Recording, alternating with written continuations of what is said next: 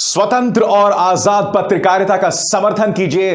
सच में मेरा साथी बनिए। बहुत आसान है दोस्तों, इस ज्वाइन बटन को दबाइए और आपके सामने आएंगे ये 3 विकल्प। इनमें से एक चुनिए और सच के इस सफर में मेरा साथी बनिए।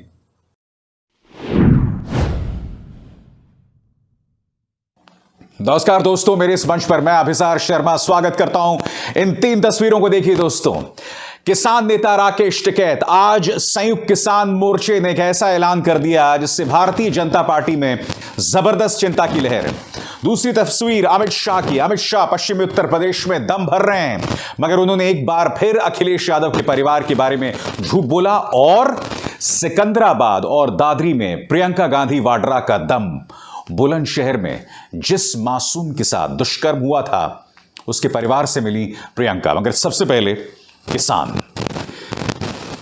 यानी कि संयुक्त किसान मोर्चा ने आज प्रेस कॉन्फ्रेंस की दोस्तों, और उस मंच पर किसान के तमाम बड़े नेता मौजूद थे।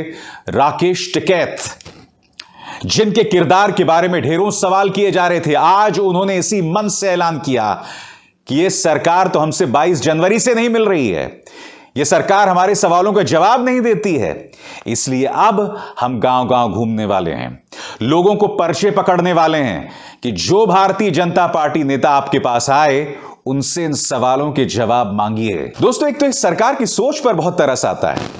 जो सब्सिडी इस किसान को मिल रही थी, उस सब्सिडी को इन्होंने कम कर दिया है। संयुक्त किसान मोर्चे की निगाह इसी बात पर है और वो भारतीय जनता पार्टी को छोड़ने नहीं वाली है, क्योंकि मुझे आपको बतलाना पड़ेगा कि पिछले 10 दिनों में कम से कम 10 भारतीय जनता पार्टी विधायकों, मंत्रियों को अलग अलग गांव से उनका खदेड़ा हुआ है, उन्हें दौड़ाया गया है।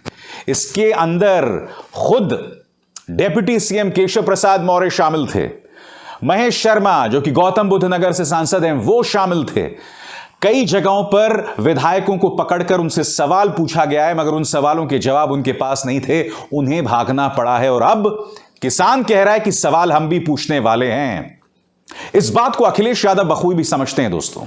यही मुद्दा है और यही वजह है कि वो भारतीय जनता पार्टी के सांप्रदायिकता के जाल में फंस नहीं रहे हैं। इस चुनावी कैंपेन में शुरुआत में उनसे गड़बड़ हो गई थी, मगर वो दिन है और आज का दिन उन्होंने कोई गड़बड़ नहीं की है। और यही वजह है कि उन्होंने एक बार फिर किसानों का मुद्दा दमखम के साथ उठाया। सुनिए। डीजल पेट्रोल की कीमत कहां पहुंच गई और किसान को जब सबसे ज्यादा जरूरत खाद की थी तो खाद नहीं दे पाई, किसी फसल की कीमत नहीं दे पाई सरकार।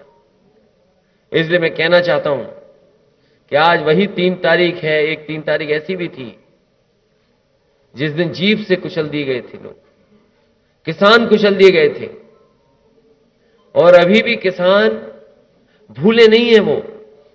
इसलिए मैं कह सकता हूं ये चुनाव किसानों के मान सम्मान का चुनाव ही है। इस बार जनता ने तय किया है, भाईचारा बनाम भारतीय जनता पार्टी चुनाव है। लगातार हम लोग जगह जगह जा रहे हैं, जनता से अपील कर रहे हैं, और जो समर्थन मिल रहा है उस समर्थन से मैं कह सकता हूं सहयोग जो मिलने जा रहा है, इस बार ऐतिहासिक जीत आरएलडी और समाजवादी पार्टी के गठबंधन की होने जा रही है। और यही नहीं, अखिलेश यादव भारतीय जनता पार्टी को उसके पुराने वादे भी याद दिला रहे हैं। वो उनसे पूछ रहे थे कि आपने तो वादा किया था ना 2022 तक किसानों की आय दोगुनी कर देंगे। यही नहीं, अखिलेश ने यह भी कहा कि भारतीय जनता पार्टी के नेता सिर्फ और सिर्फ झूठ बोलते हैं और इसके अलावा कुछ नहीं। उन्होंने ये जो दूसरी बात कही, वो क्यों कही मैं आपको आगे जाके बतलाऊंगा, मगर सबसे पहले सुनिए अखिलेश का यह बयान। आप ही बताइए, 1 घंटा 22 मिनट अगर कोई बोला है तो क्या उन्होंने अपना संकल्प पत्र पढ़ा होगा? जिस संकल्प पत्र में पहले पन्ने पर यह लिखा गया है, पहला संकल्प यह है कि किसानों की आय 2022 तक दोगुनी हो जाएगी। क्या आज किसानों की आय दोगुनी हो गई? जो लाखों लाख परिवार परेशान हुए लॉकडाउन के समय पर, पैदल पैदल चल करके गए, इसी सड़क से न जाने कितने मजदूर चले गए होंगे, घर पहुंचे होंगे। आज इनके पास झूठ बोलने के लिए भोंपू तो हैं जो प्रचार के लिए निकल पड़े हैं, लेकिन क्या उस समय मजदूरों की मदद के लिए इनके पास गाड़ियां नहीं थी? आज झूठ बोलने के लिए इनके भोंपू जा रहे हैं हर गांव में, दावा कर रहे हैं कि इतनी वर्चुअल रैली करेंगे। एक पार्टी जो वर्चुअल रैली कर रही है, इतना संसाधन है उसके पास, क्या सरकार के संसाधन नहीं लग सकते थे जब मजदूरों को अब उनकी जरूरत थी घर पहुंचने की? इनकी कोई उपलब्धि नहीं है, केवल उपलब्धि है झूठ बोलना। और जो जितना बड़ा भारतीय जनता पार्टी में नेता है उतना ही बड़ा झूठ सुन लो उससे। तो सुना आपने, अखिलेश यादव ने कहा कि बीजेपी के नेता झूठ क्यों बोलते हैं, और मैं आपको बतलाता हूं क्यों उन्होंने ऐसा कहा। क्योंकि अमित शाह ने अपनी एक रैली में कहा कि जिस अखिलेश यादव या जो अखिलेश यादव अपने बाप का और अपने चाचा का ना हो सका, वो जयंत चौधरी तुम्हारा क्या होगा। और इस बयान के जरिए अमित शाह एक तीर से दो निशाने कर रहे थे, क्योंकि उन्होंने दो बातें कही। एक तो अखिलेश यादव के चरित्र पर हमला, दूसरा उन्होंने आजम खान को भी जोड़ दिया, यानी कि हिंदू मुस्लिम भी ले आए, जाट और मुसलमान भी ले आए। उनकी सोच को समझिए साहब। आप पहले आप उनका यह बयान समझिए और सुनिए, और फिर मैं इसकी चर्चा करूंगा। कि सरकार बनेगी तो अखिलेश बाबू उनकी सुनेंगे। अरे जयंत बाबू, किस मुगालते में हो जो अपने पिताजी और चाचा जी की नहीं सुनता, वो आपकी क्या सुनेगा। तो क्या क्या अमित शाह ने, अमित जी ने कहा कि जो व्यक्ति अपने बाप का और चाचा का ना हो सका, वो जयंत चौधरी आपका कैसे होगा। अमित शाह जी, आप एक संवैधानिक पद पर बैठे हुए व्यक्ति हैं। मुझे अच्छा नहीं लगता ये कहते हुए कि आप झूठ बोल रहे हैं, मगर ये मेरे शब्द नहीं हैं, ये आपके अपने शब्द हैं। अखिलेश यादव के परिवार पर यह आपका दूसरा बड़ा झूठ है।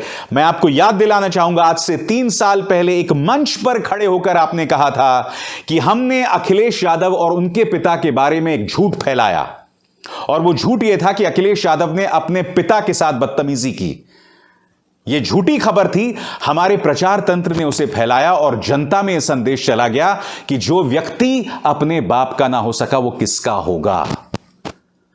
आज आप उसी झूठ को दोहरा रहे हैं। पहले आप इस बात को स्वीकार कर चुके थे कि आपने जो वो खबर फैलाई थी वो झूठी थी, आपने खुद इस बात को स्वीकार किया था अमित जी।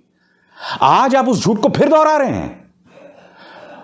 दोस्तों सुनिए, आज से 3 साल पहले अमित शाह ने क्या कहा था। इसलिए मैं आपसे कह रहा हूं कि संवैधानिक पद पर बैठा हुआ व्यक्ति किस तरह से गलत बयानी और माफ कीजिएगा झूठ भी कह रहे हैं। सुनिए। मगर हमारे यहाँ एक लड़का था, उसने थोड़ी चालाकी कर दी। उसने एक सुबह बड़े सवेरे, मैंने कहा ना ऊपर से नीचे से ऊपर मैसेज आएगा, ऊपर से नीचे जाएगा, बरेली से उसने एक मैसेज डाल दिया। आज अखिलेश यादव ने नेताजी को, मतलब मुलायम सिंह को चाटा मारा। अब मारा नहीं, नेताजी और अखिलेश जी 600 किलोमीटर दूर थे, मगर उसने डाल दिया। और सोशल मीडिया की प्रदेश की टीम ने समझे बगैर उसको नीचे भी डाल दिया, सब जगह फैल गया। 10 बढ़ते मेरे फोन पर, मोबाइल पर, फोन पर फोन, भाई साहब मालूम है अखिलेश ने पिताजी को चाटा मार दिया, और जनता में भी एक ऐसा बेटा है जो पिता का नहीं हुआ, हमारा क्या होगा, वगैरह वगैरह वगैरह। महिलाएं भी टूट पड़ी, चल गए। ऐसा करना नहीं चाहिए, मगर उसने एक प्रकार का माहौल घेरा। काम तो है करने जैसा, मगर करना मत। समझ में आता है? एक करने जैसा काम है मगर करना मत। अच्छा काम भी कर सकते हैं हम, जो चाहे वो संदेश जनता के अंदर पहुंचाने का, चाहे खट्टा हो, चाहे मीठा हो, चाहे सच्चा हो, चाहे झूठा हो। अब आप समझे अखिलेश यादव क्यों कह रहे हैं कि भारतीय जनता पार्टी का जितना बड़ा नेता है वो उतना ही बड़ा झूठ बोलता है। मैं यही तो समझना चाहता हूं कि क्या भारतीय जनता पार्टी के पास सत्ता में पहुंचने का यही रास्ता है? या तो नफरती बयान करो या तो झूठ बोलो। मैं आपसे समझना चाहता हूं 5 साल में क्या भारतीय जनता पार्टी अपने चरित्र में, अपने काम में इतनी बड़ी ताकत या इतनी ताकत नहीं अर्जित कर पाई कि आप सच के रास्ते में ना चलें, आप लोगों को बगैर बांटे ना चलें। नहीं, मैं कुछ गलत बोल रहा हूं क्या? आप मुझे बताइए ना, अमित शाह ने यह बात क्यों कही? अमित जी ने बात क्यों कही कि जो व्यक्ति अपने बाप चाचा का ना हो सका, वो जयंत चौधरी तुम्हारा कैसे होगा? क्योंकि आज से 3 साल पहले आप खुद इस बात को स्वीकार कर चुके थे कि वो बात झूठी थी। और चाचा का ना हुआ, शिवपाल यादव तो बाकायदा अभी तक उनके साथ बने हुए हैं ना। तो फिर आप जनता को भ्रामक और झूठी बातें क्यों कह रहे हैं? खैर, मैं बार बार कहता हूं आपसे दोस्तों कि विपक्ष की राह बहुत मुश्किल है, बहुत मुश्किल है, क्योंकि सत्ता पक्ष झूठ का सहारा लेती है, नफरत का सहारा लेती है और उसको बढ़ा चढ़ा के पेश कोई और नहीं, इनका पालतू मीडिया करता है। मैं आपको बतलाना चाहूंगा कि आज सिकंदराबाद और दादरी विधानसभा ने प्रियंका गांधी ने भी अपना दमखम दिखाया। उनका रोड शो का जो जलवा था वो थोड़ी देर बाद मैं आपको बतलाऊंगा। पहले मैं आपको यह तस्वीर दिखलाना चाहता हूं दोस्तों। बुलंदशहर में एक 16 साल की मासूम के साथ पहले उसके साथ दुष्कर्म होता है कथित तौर पर और फिर उसकी हत्या कर दी जाती है और बिल्कुल हाथरस की तरह पुलिस परिवार पर दबाव डालता है उनके हिसाब से अंतिम संस्कार करने के लिए। मानो उत्तर प्रदेश पुलिस ने कुछ नहीं सीखा। आज प्रियंका गांधी उस परिवार से मिली। प्रियंका गांधी ने हाथरस में भी दोस्तों इसी तरह से बढ़ चढ़कर हाथरस की जो पीड़ित परिवार था उससे मुलाकात की थी और अब बुलंदशहर में भी वो पहुंची हैं। मैं आपको बतलाना चाहूंगा कि जयंत चौधरी ने भी यह मुद्दा उठाया था और आज प्रेस कॉन्फ्रेंस में भी जो उन्होंने अखिलेश यादव के साथ प्रेस कॉन्फ्रेंस किया, इस मुद्दे को जयंत चौधरी ने दमखम से उठाया था। क्या कहा जयंत चौधरी ने, सुनिए। जब हमारी सरकार आएगी जनता के आशीर्वाद से, क्योंकि किसी भी सभ्य समाज में जीरो टॉलरेंस होना चाहिए ऐसे जघन्य अपराधों के लिए, और ऐसे जघन्य अपराध रचने वालों को सख्त से सख्त कानूनी सजा मिलनी चाहिए। तो ये विश्वास दिलाता हूं कि जब सरकार आएगी और हम जिस तरह का परिवर्तन लाना चाहते हैं, जिस तरह की व्यवस्था, जिस तरह की गवर्नेंस, सुशासन जनता को देना चाहते हैं, कि महिला सुरक्षा पर बड़ी पहल कर उत्तर प्रदेश में व्यवहारिक परिवर्तन हम लाएं। मगर आज का दिन प्रियंका गांधी का दिन भी कहलाया जाएगा, क्योंकि सिकंदराबाद और दादरी में उन्होंने रोड शो के जरिए कांग्रेस की ताकत दिखाने का प्रयास किया। क्या यह भीड़ वोट्स में बदलेगी? देखिए।